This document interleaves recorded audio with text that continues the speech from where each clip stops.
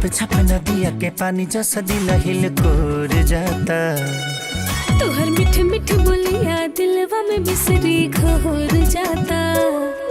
अरे छप छप नदिया के पानी जैसा दिल हिल कोर जाता। तोहर मिठ मिठ बोलिया दिलवा में बिसरी घोर जाता।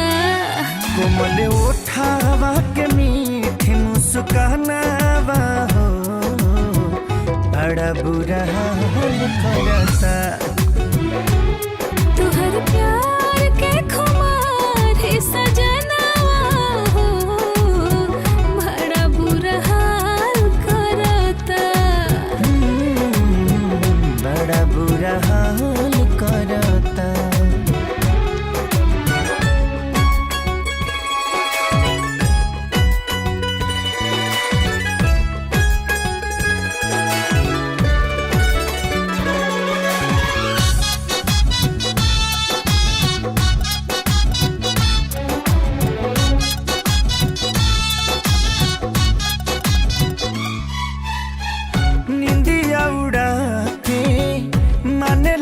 दोष होश घूम रहता दिलवा पे हमारे एहो जान तोहारे हुकुम चलता।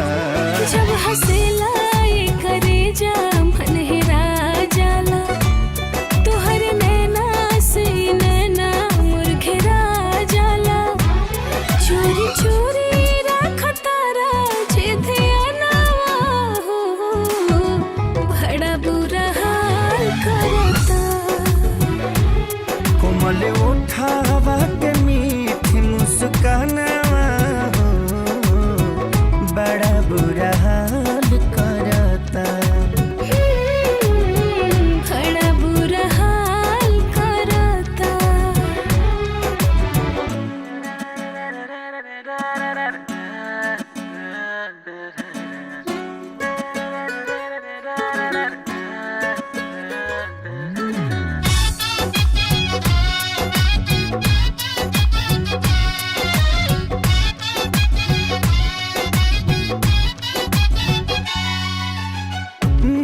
छछना हवे उठावा के लाली बाली सोर करेला। दिलवा चुरा के काम उहे कैलू जवन चोर करेला। साजी सवारी सवरिया बस तोहरेला। इहे खाती दिलवा तोहरो पिया हरेला। पेन्हले बाड़ू जे सरम के गहना हो बड़ा बुरा हाल करता। तोहर प्यार के खुमार सजा